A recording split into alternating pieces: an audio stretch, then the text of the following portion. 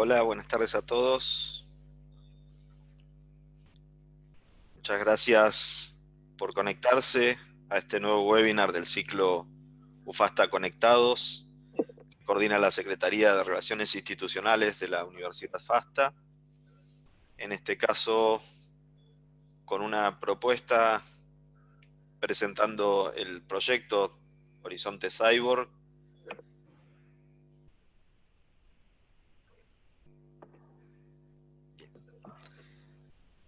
Bueno, mi nombre es Pablo Miosi, soy director del Colaboratorio de Innovación Tecnológica de la Universidad FASTA. En la presentación compartíamos el video institucional del colaboratorio, que es un espacio abierto, participativo, colaborativo, para trabajar sobre la innovación en la comunidad, vinculando también a todos los espacios de la universidad con los distintos actores de la ciudad para la generación de innovación, innovación abierta, innovación digital, innovación educativa, innovación social. Trabajamos en distintas áreas y con distintas líneas, y especialmente hoy vamos a presentar este proyecto que tengo el honor y el privilegio de coordinar juntamente con la doctora Clara Lucifora y la doctora María Cansobre, quienes hoy me acompañan, y bueno, donde vamos a comentar qué es lo que proponemos también, sobre qué estamos enfocados en este proyecto que hemos dado en llamar Horizonte Cyborg, al que también todos están invitados a vincularse, a participar y a traer sus inquietudes y poder juntos trabajar, reflexionar, debatir y construir también proyectos para la ciudad y para la sociedad en general. Así que, bueno, primero darles las gracias por acompañarnos en esta presentación del proyecto, y bueno, voy a pasar a presentar también a quienes me acompañan hoy, que van a ser también disertantes en esta presentación. María Clara Lucifora es doctora en Letras por la Universidad Nacional de Mar del Plata, Master Mundus Crossways in European Humanities por la Universidad de Santiago de Compostela y por la Universidad de St. Andrews en Escocia. Es docente de la Cátedra de Semiótica del Profesorado en Letras e investigadora del Grupo Semiótica del Discurso de la Facultad de Humanidades de la Universidad Nacional de Mar del Plata, y se desempeña como directora de la Escuela de Humanidades de la Universidad FASTA, editora de In Itinere, una revista digital de estudios humanísticos de la misma universidad, y coordinadora también del proyecto Horizonte Cyborg. También la doctora María Cansobre es abogada, es subsecretaria de personal en la Universidad FASTA, es investigadora y docente, es miembro del grupo del Centro de Estudios en Política y Economía para el Desarrollo Humano, y también coordina el proyecto Horizonte Cyborg. Bueno, le voy a dar primero la palabra a la doctora Clara Lucifora para que comience con la presentación. Muchas gracias. Bueno, muchas gracias Pablo, buenas tardes a todos. Gracias por acompañarnos y voy a pasar a compartir la pantalla antes de empezar. Ahí está, ¿no? ¿Se está viendo bien? Perfecto. Bueno, como les comentaba Pablo, Horizonte Cyborg es un proyecto de extensión permanente del colaboratorio de la Universidad FASTA que compartimos también con la Escuela de Humanidades que dirijo y con el Centro de Estudios en Política y Economía para el Desarrollo Humano, del cual es miembro María Cansobre, que también nos acompaña. Esta propuesta surgió como fruto de sucesivos encuentros de trabajo convocados por el colaboratorio, y además se encuentra enmarcada en la extensa trayectoria que nuestra institución posee en la integración de las disciplinas científico-técnicas y de los saberes humanísticos.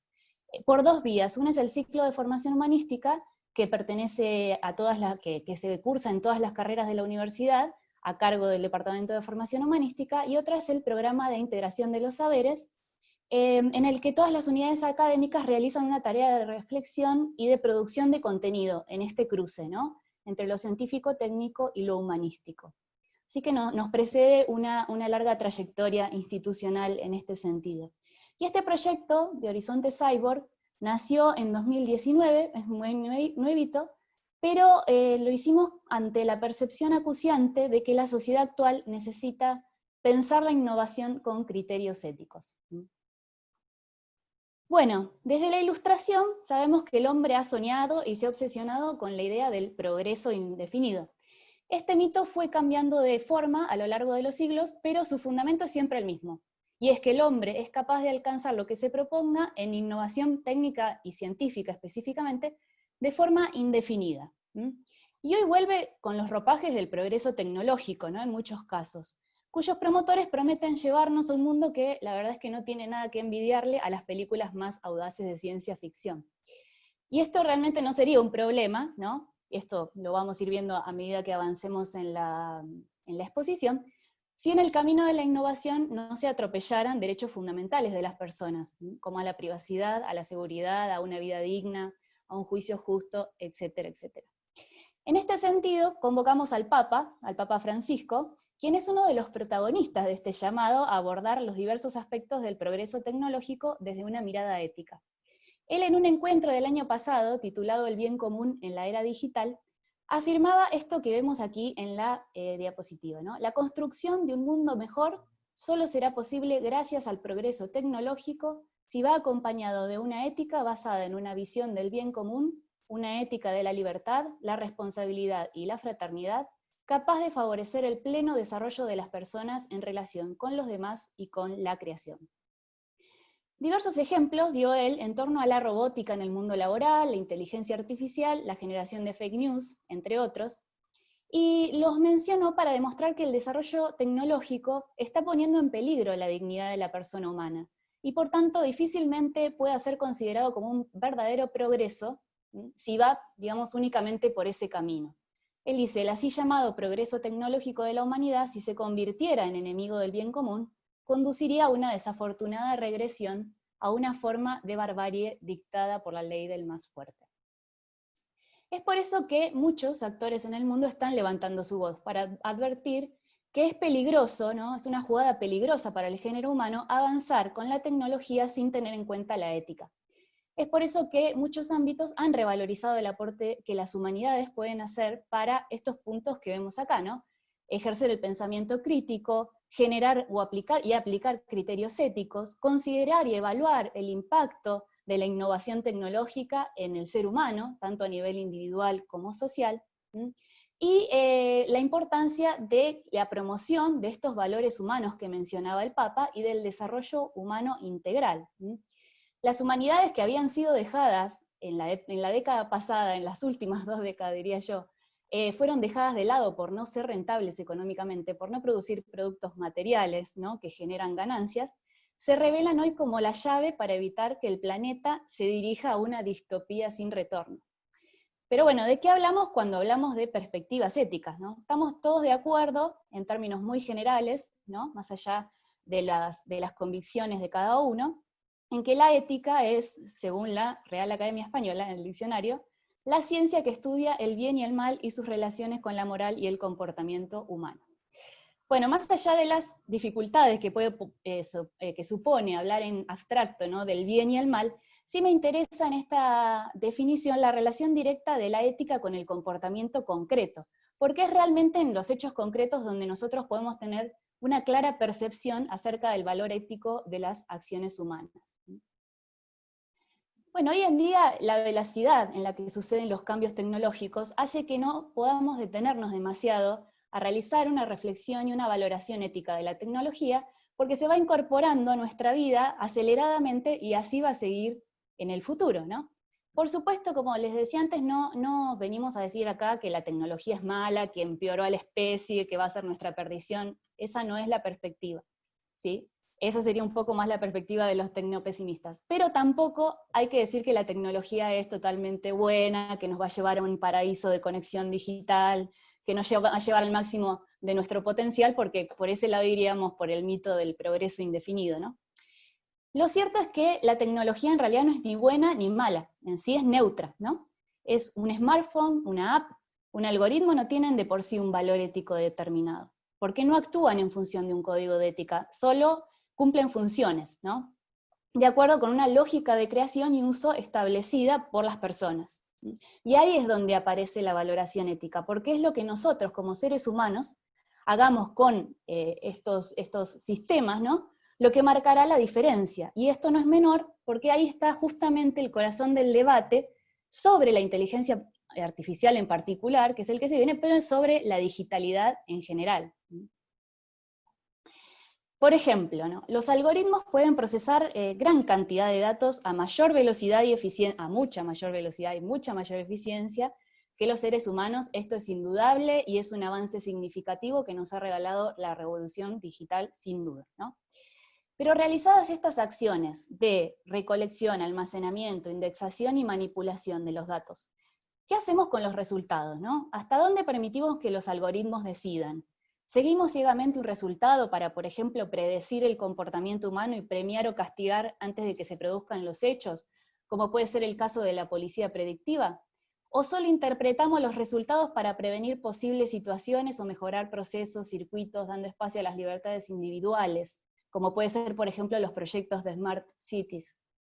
¿Se ponen en marcha los mecanismos de control suficientes para vigilar el funcionamiento de los procesos algorítmicos y evitar resultados viciados o falseados?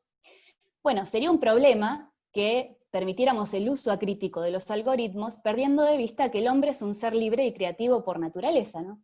Es cierto que muchas cosas las ha logrado a través de procesos graduales, predecibles, a lo largo del tiempo, pero muchos de sus avances significativos han nacido de momentos de eureka, ¿no? De revelación, que nadie hubiera esperado o previsto. Hay un pensador eslavo, Yuri Lotman, que piensa en estos eventos como explosiones, ¿no?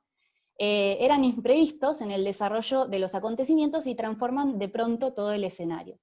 Dejar de lado estos aspectos del hombre ha generado no pocas violaciones de la dignidad humana en la historia, no pocos problemas, y por otro lado, además, olvidar esto en pos de la optimización de la vida humana es obviar una parte importantísima de ella.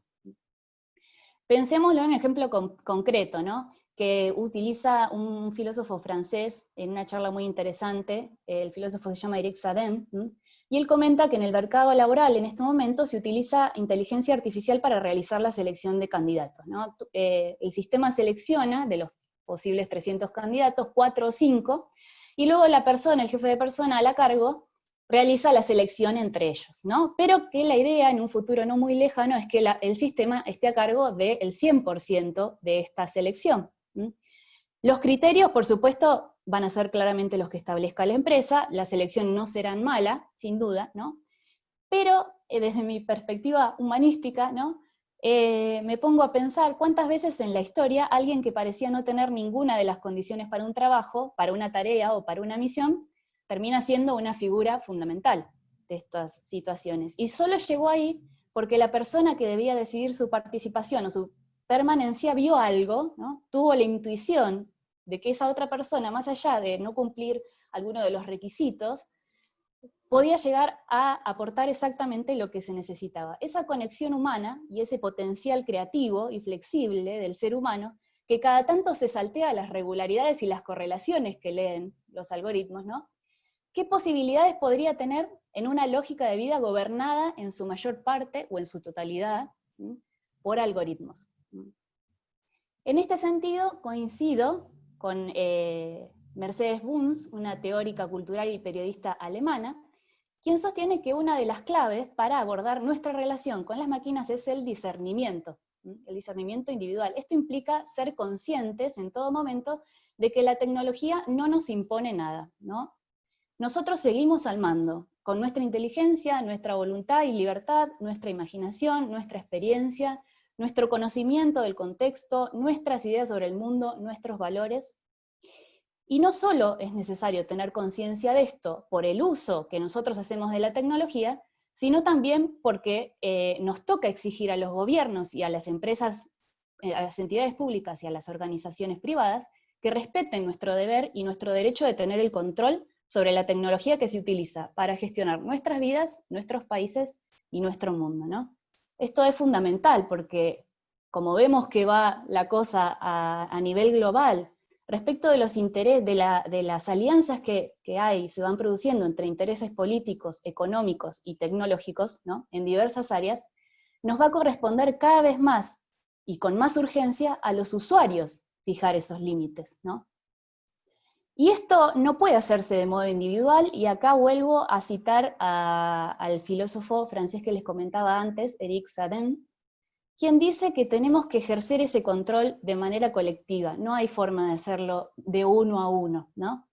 Al igual que con el problema del medio ambiente, o con la misma pandemia que estamos sufriendo, ¿no? Que este es un poco el mensaje que están tratando, que desde el inicio vienen transmitiendo todos los gobiernos, ¿no? Tenemos que cuidarnos a nosotros para cuidar a los demás. Bueno, este sentido de comunidad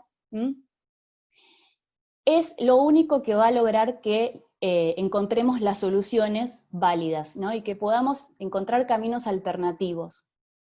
Es paradójico, realmente, y todo un desafío, ¿no? Que en una época en la que prevalece el individualismo, las soluciones a nuestros mayores problemas, como son estos, el tecnológico, el medio ambiente, ¿no?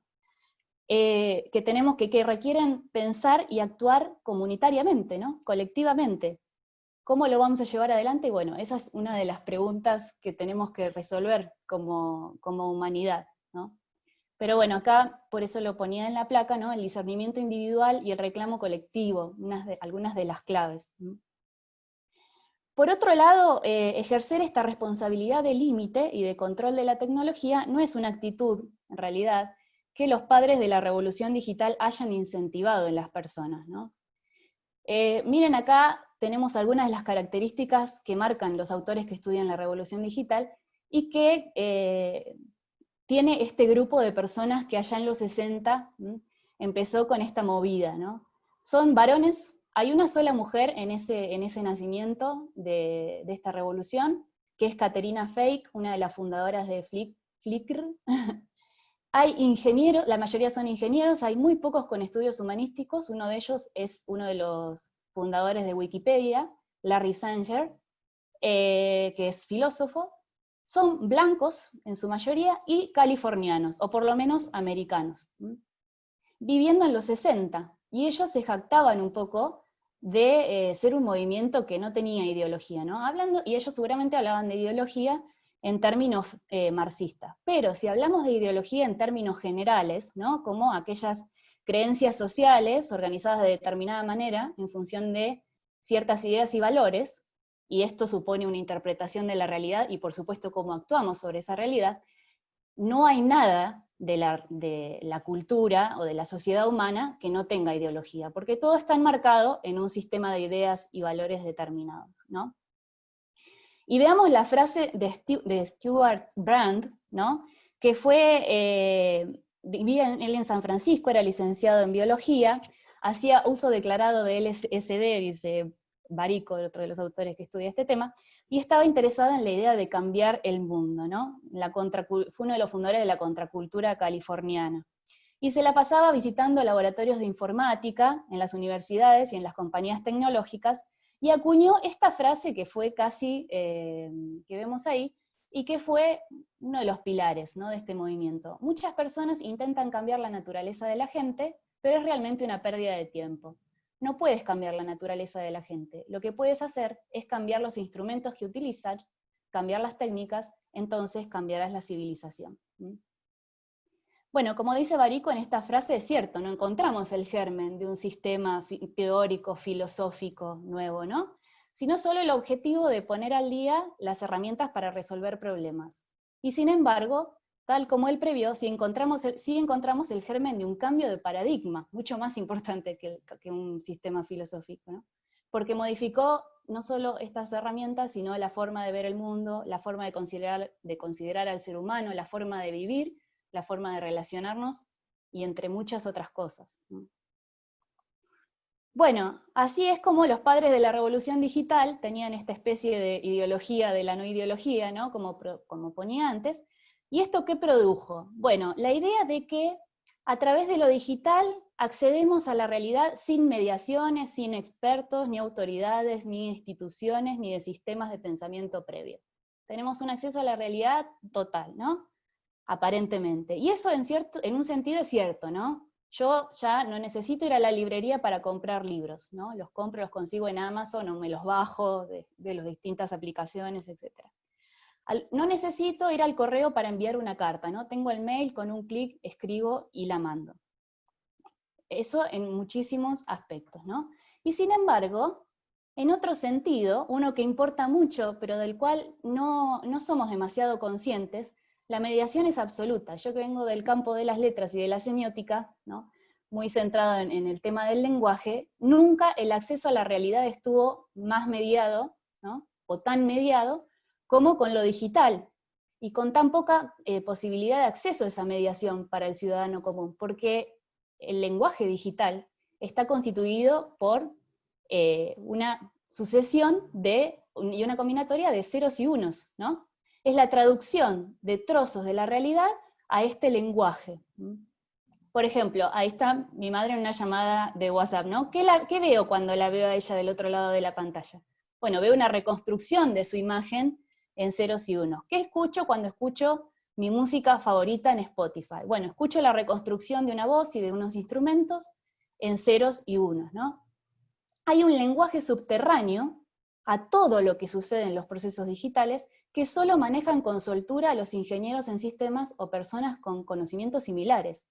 Y si antes las mediaciones eran fácilmente detectables, y por lo tanto factibles de ser analizadas críticamente para descubrir qué clase de mediación ejercían, hoy en día hemos perdido casi totalmente esa capacidad, lo cual es bastante penoso, sobre todo para los investigadores en humanidades que nos cuesta ingresar en las cuestiones puras, ¿no?, duras de lo tecnológico. En la era analógica yo leí un diario y podía saber que la realidad que se escondía detrás me llegaba moldeada por la ideología de ese diario, ¿no?, y en un formato impreso cuyo proceso de elaboración era fácilmente reconstruible si alguien experto en el tema me lo explicaba de una forma didáctica. También podía escuchar a un intelectual en cualquier espacio público hablar, por ejemplo, sobre Heidegger, un filósofo bastante complejo, y sabía que era una lectura que él hacía del filósofo alemán. Era cuestión de ir a las fuentes para descubrir y desmantelar esa mediación, ¿no? Claro que lo difícil era tener acceso a las fuentes. Hoy en día tenemos todos los accesos a las fuentes, pero los sistemas que utilizamos para acceder a ellas determinan el modo en que lo hacemos, y por lo tanto la lectura que llevamos a cabo de esas fuentes y las acciones que podemos realizar con ello, pero sin poder apenas advertirlo. No digo que esto sea mejor ni peor que antes, lo que digo es que hay que advertirlo para poder gestionarlo.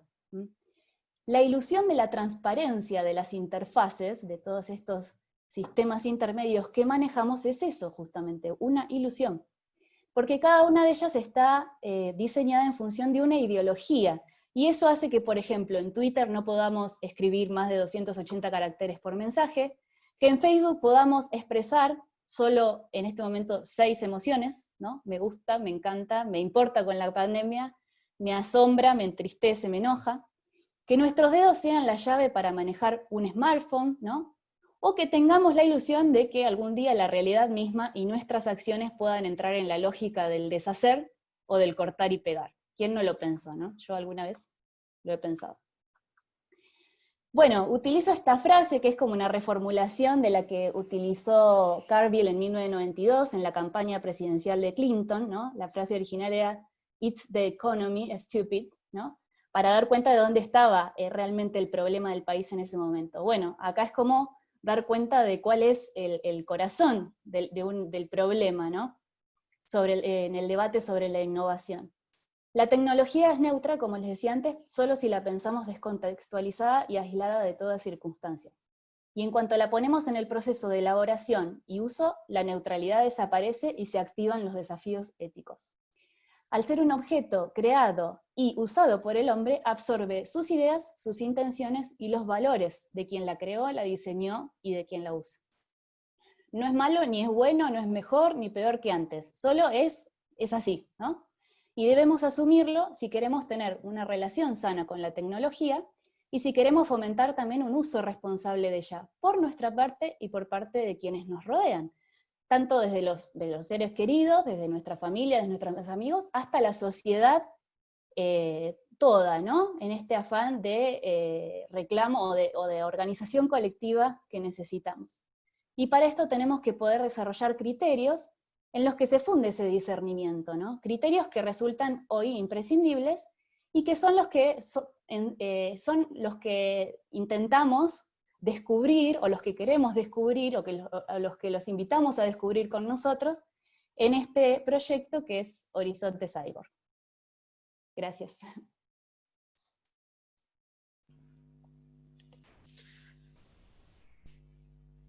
Muchas gracias, Clara.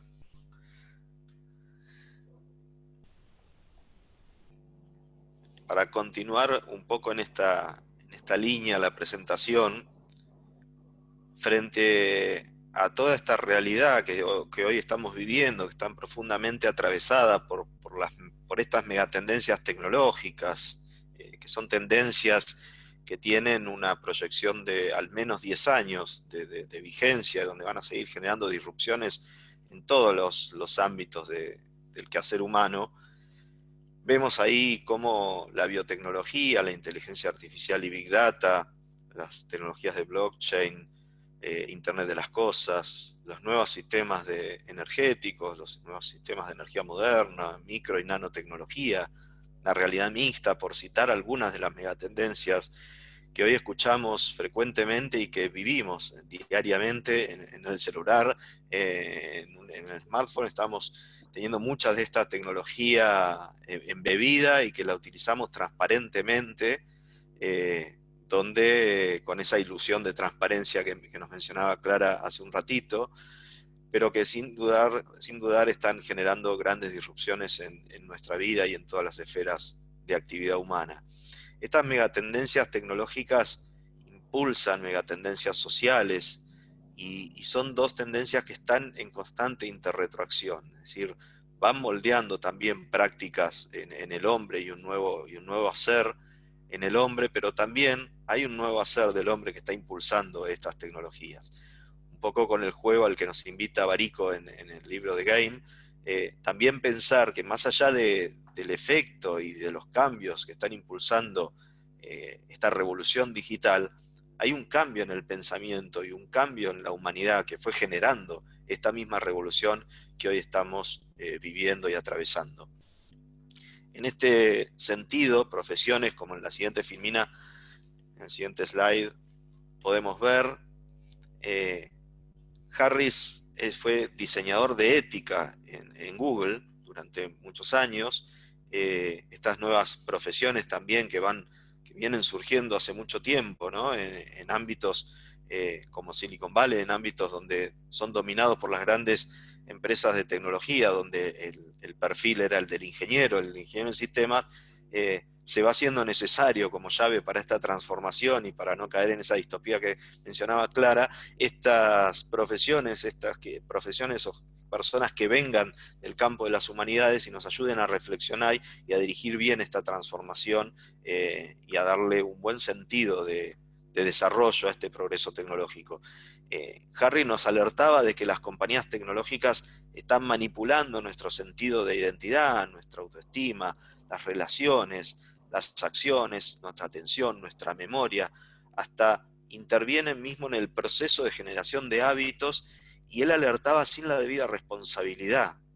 De esta manera podemos caer, aprovechándose también de nuestro cerebro holgazán, perezoso, que le gusta que le resuelvan las cosas, por ejemplo, en algo que seguramente todos vivimos en algún momento, o tenemos alguna persona muy cercana que ha vivido y padecido.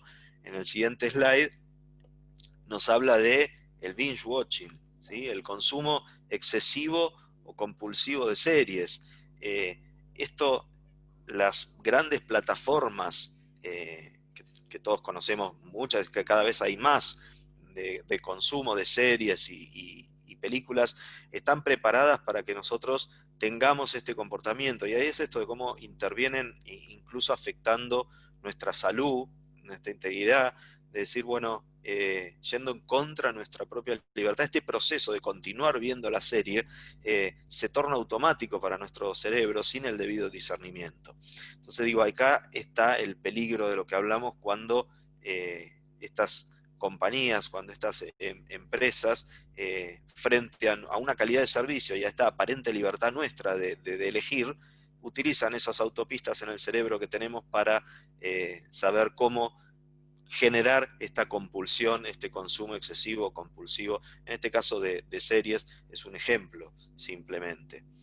También está el lado positivo. En el próximo slide podemos ver también un ejemplo positivo de toda esta tecnología aplicada a, en este caso, robots que están colaborando en los hospitales en China, han colaborado y vienen colaborando en la lucha contra el coronavirus, asistiendo también a los enfermos. Hay un montón de ejemplos de cómo la robótica se está usando y está facilitando muchos procesos y tornando mucho más efectivos algunos procedimientos en distintos ámbitos, no solo en la salud, pero en distintos ámbitos.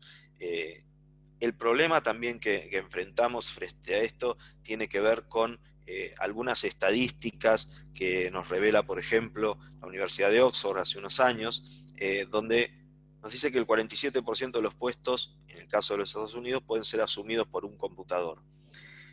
Esta estadística, más allá de los números, después hay muchos números que andan dando vuelta que no tienen el debido sustento, se habla de un 67%, un 65, 67%, es un número que ha trascendido por numerosas publicaciones y que la verdad el origen de ese estudio no es lo debidamente fundamentado y no aplica exclusivamente a todo lo que se le hace decir a ese estudio, pero sin embargo se refiere y se utilizan distintos sentidos para decir que el 65 o una gran cantidad de puestos van a ser automatizados y reemplazados por un computador.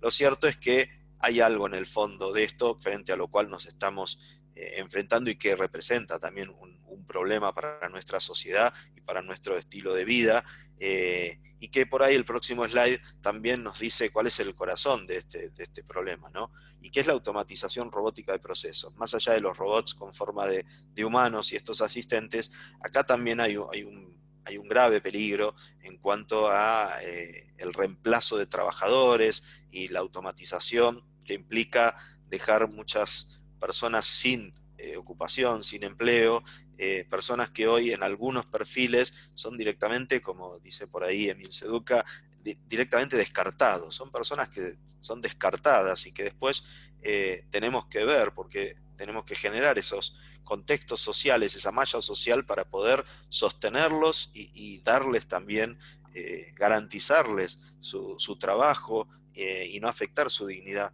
como persona. En este caso, este fallo es de septiembre del 2019, bastante reciente, y habla de despidos, digamos, masivos de trabajadores en una gran internacional de turismo por la sustitución de su función por un bot, ¿no? un sistema automático de procesos. Este es uno de los ejemplos, aunque también hay otro a nivel de robótica, como este de Sofía, que presenta esta nueva característica en la humanidad, que tenemos nuevos ciudadanos en el mundo. En este caso, los robots también pueden ser ciudadanos. Sofía es la primera robot humanoide que fue convertida en ciudadana saudí en el 2017. Es el primer robot al que se le reconoce la ciudadanía, y esto nos enfrenta a una serie de dilemas y conflictos éticos que hay que resolver y que hoy, bueno, a partir de esto se empezaron a manifestar y nos requieren este desarrollo de criterios frente a la tecnología y a este progreso al momento de por ejemplo, declarar ciudadano a un robot. Esto nos genera también la necesidad de plantearnos numerosos interrogantes y la implicancia que esto tiene y que va a tener en el mundo en relación a la robótica, en este caso la robótica humanoide. Pero también yendo a los algoritmos y a esta necesidad de plantearnos cómo impacta las decisiones y los posicionamientos políticos y económicos de una organización o de una persona al momento de definir variables que intervienen en la toma de decisiones de un algoritmo en forma automática. Tenemos este ejemplo de la Herzberg, que pasó a la fama, lamentablemente, por ser la primer peatón que fue atropellada por un vehículo autónomo. Pertenecía a una flota de la empresa Uber, donde esas decisiones, esos criterios que intervienen en las tomas de decisiones automáticas de un algoritmo, en este caso interpretó a un peatón como una bolsa y no frenó. Ahí hay criterios económicos también, que sin duda intervienen en la definición de esta variable y de la sensibilidad de estos algoritmos para definir cuándo, por un criterio de productividad, de eficiencia, de tiempo, de costos, es mejor interpretar algo como una bolsa y seguir que dudar que puede llegar a ser un peatón, y en este caso terminar con la muerte de un peatón. Bueno, son estos criterios necesarios que tenemos que definir, porque no podemos dejar simplemente en manos de técnicos, de ingenieros o de programadores este tipo de definiciones que tienen implicancia sobre los derechos de las personas, sobre las libertades, y en este caso hasta sobre el derecho a la vida de una persona. Y algo que tiene que ver con esa cuestión de mediación de la que hablaba Clara, es esto, ¿no? Acá se hace menos clara la posibilidad de identificar esa mediación. Yo todavía cada vez que paso esta imagen me resulta increíble pensar que son figuras, porque estas personas no existieron, son rostros creados automáticamente por un algoritmo de inteligencia artificial. Ahí arriba tienen el sitio thispersondoesn'texist.com, y con cada refresco de pantalla se genera un rostro totalmente creíble y perfecto de lo que hubiera sido un ser humano, que a lo mejor podría haber existido, en realidad no existieron. Y estos son los límites, ¿no? Donde empezamos a jugar frente a la tecnología y la posibilidad a la cual nos enfrenta la tecnología y el campo que nos abre, donde necesitamos cada vez más volver a la ética al centro de la escena para poder avanzar hacia un desarrollo integral y no caer en el riesgo de generar grandes catástrofes.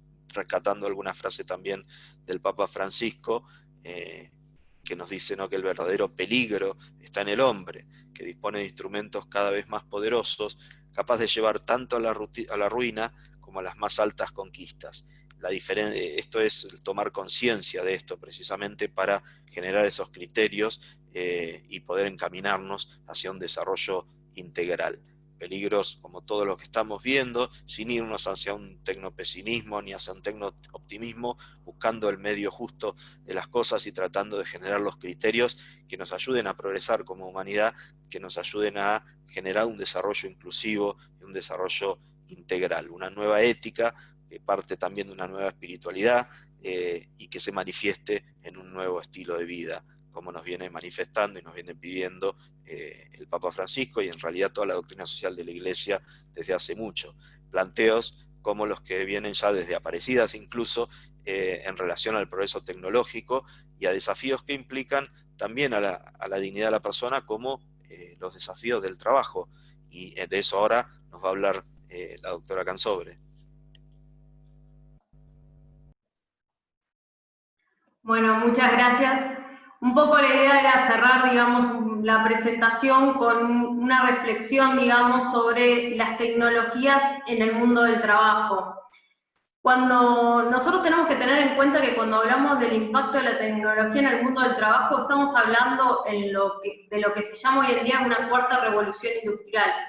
Los cambios que ha generado la tecnología ha llevado, digamos, a reconocer en ella un impacto, digamos, global y un impacto y un cambio tan vertiginoso que lo han colocado en el mismo lugar, digamos, que el resto de las revoluciones industriales, pero a su vez de una forma atípica o con notas atípicas, como es ese impacto que genera en todas las industrias a la vez y en todos los sectores a la vez, y a su vez la velocidad de los cambios que propone. La realidad es que el impacto de las tecnologías en el mundo del trabajo ha generado miedo, especialmente por lo que todos temen, que es la pérdida de los trabajos. El estudio que mencionaba Pablo de Oxford del año 2013 generó, digamos, bastante, digamos, revuelo, podemos decir, ya que ese estudio lo que planteaba era que de los 702 empleos que existían en la lista, digamos, de empleos de Estados Unidos, el 47% se veía haber amenazado en las próximas 2 décadas por el avance de la tecnología.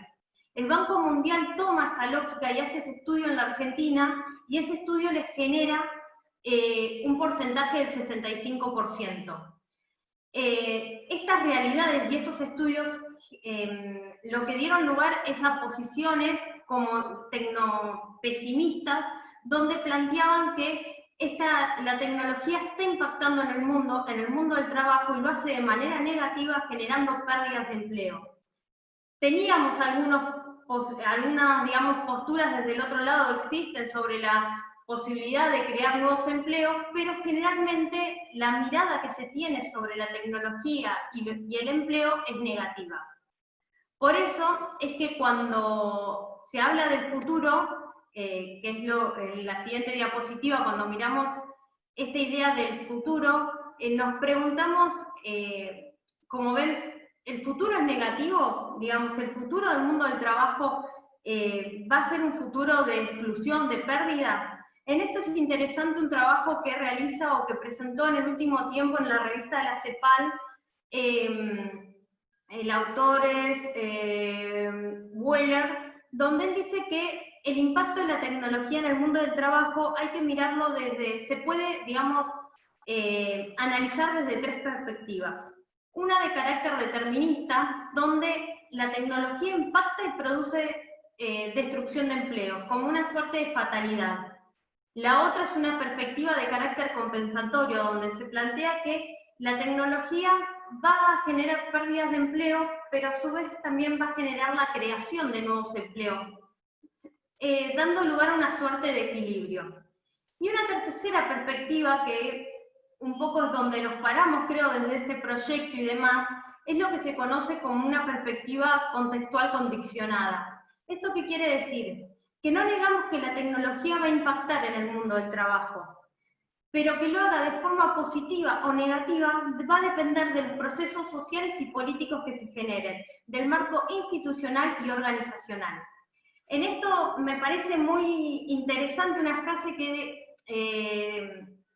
menciona Gustavo Vélez en uno de sus libros Industria 4.0, donde dice que los casilleros del tablero en la geopolítica de los algoritmos se ocuparán más temprano que tarde, y conocemos ya el costo de quedarse en el andén viendo marchar el tren del desarrollo. La inacción es una decisión como cualquier otra, no es neutra, tiene ganancias y tiene pérdidas. Por lo tanto, digamos, lo que se propone en este sentido es que no solo las personas, sino las instituciones y demás, no somos simples espectadores de este impacto de la tecnología, sino que verdaderamente estamos llamados a ser, digamos, responsables del modo en que va a impactar. Por eso es interesante en la tercera, digamos, diapositiva, nos planteamos esto: el futuro del trabajo tiene que ser un futuro que incluya y que no excluya. En esto me tomo, digamos, o comparto con ustedes un ejemplo que da Harari en su último libro, el de 21 lecciones para el siglo XXI, donde él plantea que los nuevos empleos van a exigir, los nuevos empleos que se generen como consecuencia de la revolución 4.0, van a exigir un gran nivel de pericia. Él dice que en otras revoluciones industriales un empleo de rutina que se perdía o que se destruía por el avance, digamos, se ocupaba con otro empleo de rutina. Y es más concreto y dice en su ejemplo, dice, en 1920 un obrero agrícola cuya actividad, que como consecuencia de la mecanización de la agricultura se quedaba sin trabajo, iba a trabajar como obrero en una fábrica de tractores. Él dice, en 1980 un obrero de una fábrica, por los cambios y la automatización, podría tranquilamente pasar a trabajar como cajero de un supermercado. Porque esos pasos, esos cambios que solamente requerían, digamos, una suerte de readiestramiento de la persona, del trabajador. Ahora lo que plantea Harari es, en el 2050, un cajero o un obrero del sector textil ¿podrá pasar con un simple readiestramiento a ser un piloto de dron o un investigador de una cura para el cáncer? Esta idea de que los nuevos empleos que se generan van a exigir una gran pericia es lo que pone, digamos, o nos pone el gran desafío de que seamos todos incluidos en esto. En el libro, esta parte la termina de una forma, digamos, muy, muy fuerte, y él dice, muchas personas, hablando del impacto de la Revolución 4.0 en el empleo, dice, muchas personas no compartirán el destino de los conductores del carro del siglo XXI, que pasaron a conducir taxis, sino el de los caballos del siglo XXI, a los que se apartó poco a poco del mercado laboral hasta que desaparecieron por él por completo. Es grande, digamos, el desafío que pone, y en esta línea es muy interesante un trabajo que hace el Observatorio Empresarial contra la Pobreza de España, donde al hablar, digamos, de esta realidad, ellos dicen que la revolución 4.0, el impacto de la tecnología en el mundo del trabajo, genera una desigualdad, genera gran desigualdad, y sostienen que existen dos brechas. Una, que es la brecha primaria, que es vinculada con el acceso a la tecnología. Pero ellos ponen, digamos, el acento o su preocupación en una segunda brecha, que es la que se genera actualmente, que es la que se origina en el uso de la tecnología. La primera brecha habla de un aspecto material, pero la segunda brecha del uso de la tecnología habla de un aspecto del conocimiento, y por eso es más compleja de reducir, porque esa segunda brecha, para reducirla, va a depender del capital cultural personal, va a depender del entorno, del aprendizaje. Entonces, es el gran desafío que va a poner al mundo del trabajo esta revolución, de buscar formas muy vinculadas, entiendo yo, a la educación en competencias para la empleabilidad y demás, de modo tal que no tengamos, digamos, no se nos vuelva, no se conviertan, digamos, los trabajadores en esos caballos del siglo XXI que planteaba como ejemplo Harari. Por eso, por último, digamos, como para concluir, es el desafío del mundo del trabajo en el contexto de la Revolución 4.0, está en una revitalización del contrato social. Se necesita asegurar a los trabajadores una participación justa en el proceso o en el progreso económico. La OIT en esto ha trabajado mucho y ha sacado documentos muy interesantes en mediados del año pasado y en la actualidad, donde hablan de esta necesidad de un contrato social que aborde temáticas principales como desigualdad, seguridad de los ingresos, relaciones laborales y diálogo social.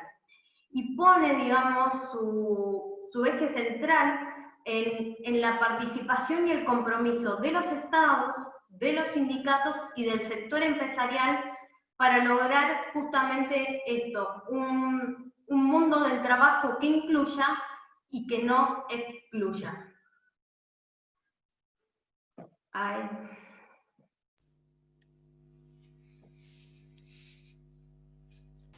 Bueno, muchísimas gracias, María. Bueno, no sé si hay alguna pregunta. Esto era invitarlos un poco con estos disparadores, contarles un poco la base de este proyecto Horizonte Cyborg, invitarlos a sumarse, a participar. Tenemos distintas líneas, distintos proyectos en el marco de este proyecto general, y lo que queremos es, a partir de todos los interrogantes estos que van surgiendo, creo que tenemos la oportunidad también de juntarnos, de reflexionar, de debatir, de encontrar alternativas y caminos de propuestas, de proyectos y de soluciones a estos grandes desafíos, ir formando también entre todos y con la ayuda de distintos profesionales criterios frente a la tecnología, criterios que nos encaminen a un desarrollo integral, teniendo siempre a la persona y la dignidad de la persona humana en el centro. Esta necesaria integración de saberes, los saberes humanísticos y los científico-tecnológicos que venimos promoviendo desde la universidad desde hace tiempo y ahora muy fuerte en este proyecto. Así que si hay alguna pregunta que hayan pasado por el chat o que quieran pasar por el chat, para cualquiera de nosotros, si no, nada, dejamos abierto también los micrófonos para quien quiera, o dejamos abierta la invitación para que se sumen, nos contacten y participen de las próximas actividades. Gracias a todos por participar.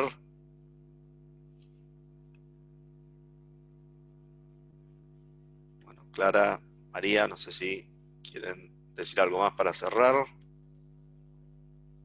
Ahí Juan Pablo está preguntando qué proyectos tienen, vos que sos el director del colaboratorio. Ah, bueno, no había visto la pregunta. Ahí, recién es. Recién. Bien, bien, bien.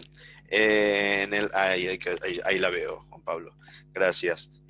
Bueno, hay, digamos, espacios de investigación en el marco del proyecto Horizonte Cyborg. El proyecto tiene una agenda de trabajo que incluye también una serie de webinars y algunos talleres que vamos a estar coordinando también entre las distintas áreas que impulsan este proyecto, con Clara y con María.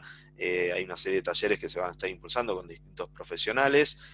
Hay también una mesa que digamos, se demoró un poquito por la situación de pandemia, pero bueno, confiamos en que el año que viene, que va a estar todo, confiamos en que va a estar todo encaminado, vamos a poder retomar esa agenda que tiene que ver con estos desafíos en los nuevos contextos laborales que contaba María recién, y que también implica el trabajo con distintas asociaciones, con distintas organizaciones sociales y sindicales, así que ahí hay una mesa interesante de trabajo, también en el marco de distintos empresarios. Hemos comenzado en algunas ruedas con empresarios a plantear estos temas que son preocupación también del empresario, ¿no? Cómo afrontar esto y cómo de alguna manera poder balancear lo que es la necesaria productividad de cada empresa y la necesidad de generar rentabilidad, con también la de garantizar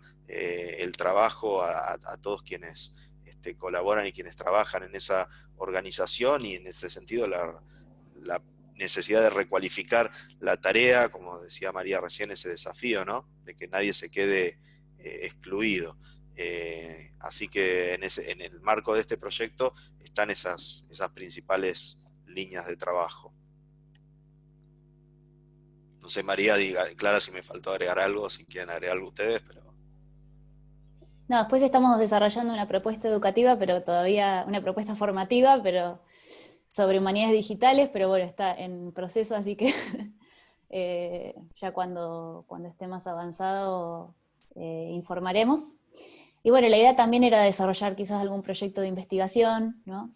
Bueno, en estas líneas de las que fuimos los tres desarrollando en las exposiciones, ¿no? Son temas muy interesantes, pero que necesitan aún mucha profundización, análisis y, bueno, conclusiones que además puedan quedarse no solo en lo abstracto, sino bajar a aplicaciones concretas.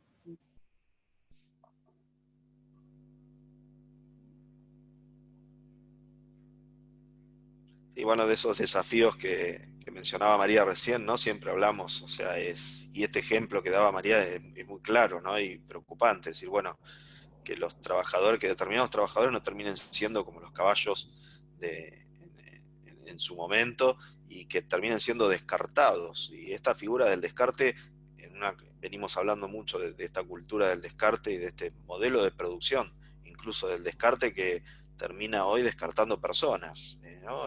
Vidas que terminan sin encontrar después un camino para realizarse en su dignidad, y decir, bueno, ¿cómo hacemos para plantear soluciones hoy en nuestra misma ciudad que prevenga ese descarte, digamos, esa desvinculación, con situaciones que son muy complejas porque requieren de un nivel también de desarrollo cognitivo que a veces no encontramos tampoco entre todos, ¿no? Estamos en una sociedad donde estamos enfrentando hoy problemas de desnutrición infantil, y sabemos por todos los estudios que alguien que parte desde un nivel de desnutrición en los primeros años de vida es alguien que tiene tremendamente limitado el potencial de desarrollo cognitivo, y eso en un futuro que estamos viendo, que se está perfilando para una elite, digamos, a un determinado nivel de desarrollo cognitivo y de capacidad de procesamiento de información y de vinculación con las máquinas y demás, es un desafío casi que va a ser imposible de abordar. Entonces digo, bueno, ¿cómo tenemos que generar los dispositivos también en la sociedad para que eso pueda cambiar? Juan Pablo quiere decir algo. Sí, sí, Juan Pablo, te voy a habilitar ahora el micrófono para que puedas hablar. Sí, es rápido, solamente, bueno, felicitaciones, está muy bueno, me gustó mucho los tres, digamos, los distintos aspectos.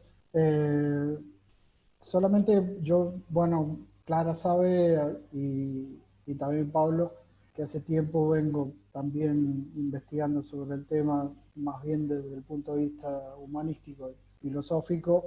Y entonces, digamos, o sea, me interesa el tema y ustedes saben que me encantaría también ser parte de eso, ¿no? Sobre todo por la necesidad esa que planteas, Pablo, ¿no? Y lo que planteaba María del tema del trabajo. Creo esto, nada más. Después se desarrollará cuando se hable el tema más, pero me parece que es muy preocupante el tema del hombre, ¿no? El hombre ha llegado a un límite, el individualismo digamos, el individualismo es el destino del hombre y no hay más nada después, o sea, solamente está la tecnología. Entonces digo, si el individualismo es el destino del hombre, el hombre va a empezar a tener miedo porque no sabe para dónde caminar. O sea, si mi destino soy yo mismo, digo, ¿a dónde voy? ¿Para dónde camino? Y si al mismo tiempo no tengo trabajo porque es manipulado mi trabajo, y las cosas que yo puedo hacer, digamos, va a empezar a producir, digamos, bueno, las enfermedades modernas, como son el suicidio o, digamos, no ir tan lejos con el tema de ¿cómo es que se llama? Bueno, la bulimia, la anorexia, la desesperación o esas cosas, ¿no? Digo, me parece que lo que presentó Clara al principio, el tema del humanismo, es muy importante, ¿no? Lo presentó el Papa Francisco y me parece que está muy bueno. Digo, no me quiero extender demasiado, es más o menos repetir lo que ustedes han dicho, solamente el entusiasmo de seguir y ayudar en lo que se pueda. Muchas gracias, Juan Pablo. Sin duda te contamos y ya sos parte del proyecto, así que estaremos avanzando en alguna de esas líneas ya en firme. Ahí respecto a lo que dice Juan Pablo, creo que es muy importante. Yo cuando le escuché a Sadén hablar de las acciones colectivas, de organizarnos, ¿no? Comunitariamente para protestar. Él dice las manifestaciones que se están dando en todo el mundo en este momento son el índice de que, bueno, hay algo que no está funcionando a nivel mundial. Y esos espacios deberían ser también aprovechados, deberíamos poder potenciar ahí también el reclamo por una tecnología desde la mirada humanística, ¿no? Que tenga en cuenta la ética y al hombre. Y creo que ese es uno de los grandes desafíos que tenemos como sociedad. Se me olvidó decir una cosa, digo, toda revolución, y esta es una revolución digital, viene de una revolución del pensamiento, ¿no? No nos tenemos que olvidar de eso, porque esta revolución digital nos hace olvidar de todo lo que hemos perdido en esta revolución del pensamiento, que son las cuestiones éticas, las cuestiones filosóficas. ¿Dónde está el heroísmo? ¿Dónde está el amor? ¿Dónde está la honestidad? ¿Dónde están todas esas cosas que son? María terminó su presentación con una cuestión del trabajo desde el punto de vista ético. ¿Dónde está la dignidad del hombre? ¿No? Esto creo también una revolución del pensamiento que hay que afrontar también, ¿no? Sí, perdón, simplemente a acotar, en eso es muy claro, yo creo que Barico cuando empieza y coloca no tanto la revolución como causa fuente del cambio de pensamiento, sino el pensamiento como el detonador de la revolución, de este hedonismo, individualismo y demás que genera, digamos, o se hace concreto en lo que es la revolución, estas revoluciones. Y en esa línea que decía Clara, de esto de la necesidad del trabajo colectivo, François Vallée trabaja mucho y él habla hasta de forma muy, muy interesante, él habla de la resistencia pensante frente a estas cosas, ¿no? La necesidad de que las universidades, de que las instituciones formen para generar una resistencia frente a estos avances de la tecnología por la tecnología misma y demás. Creo que es muy, muy interesante en esta línea. Bueno, el tema del individualismo como destino lo trae Bauman. Yo leí y digo, wow, esto es la cosa, digo, el individualismo como destino, y entonces el hombre empieza a tener miedo de sí mismo, porque no encuentra un horizonte, ¿no? Por eso tenemos Horizonte Cyborg. Nadie. No, pero interesante eso, ¿no?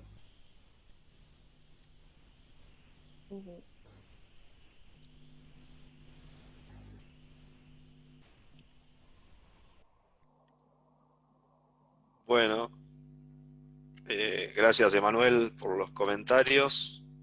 Manuel Bombina también nos dice que coincide con Juan Pablo, es muy importante la mirada humanista en la tecnología.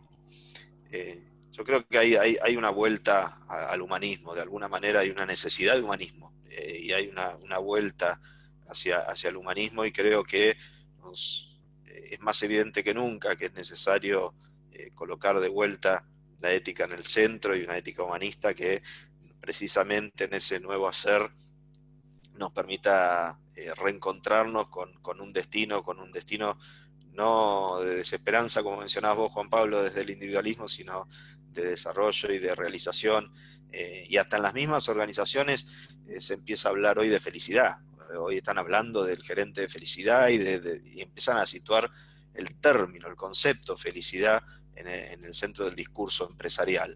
Más allá de que sea con un fin pragmático, que sea enfocado también en la productividad, pero ya es un concepto disruptivo para lo que era la práctica económica habitual en las organizaciones. Y bueno, eso también es una esperanza, ¿no? Y todo el movimiento que tiene que ver con el cambio climático y esta nueva, digamos, conciencia o conversión ecológica, lo que nos llama también el Papa a partir de Laudato Si, y que implica una nueva espiritualidad, una nueva digamos, una conversión ecológica que es una nueva espiritualidad, que requiere una nueva ética, un nuevo modo de hacer, que se tiene que manifestar en un nuevo estilo de vida, un nuevo modo de producción, y los cientos de miles de movimientos, como mencionaba Clara recién, de reclamo, como el movimiento por el Mundial, por el clima, y bueno, hay un montón creo que hay un montón de gérmenes, de pequeñas semillas que nos dan esperanza de que realmente en este potencial que tiene la humanidad de colaborar a gran escala, como dice Harari, para así seguir con Harari que mencionaba María, en este potencial distintivo que tiene la humanidad de colaborar a gran escala, podamos realmente transformar la sociedad, ¿no? Y enfocarnos en un nuevo mundo. Si seguimos como estamos, no es viable este mundo, ¿no? Con este modo de producción y con este desgaste también de las relaciones.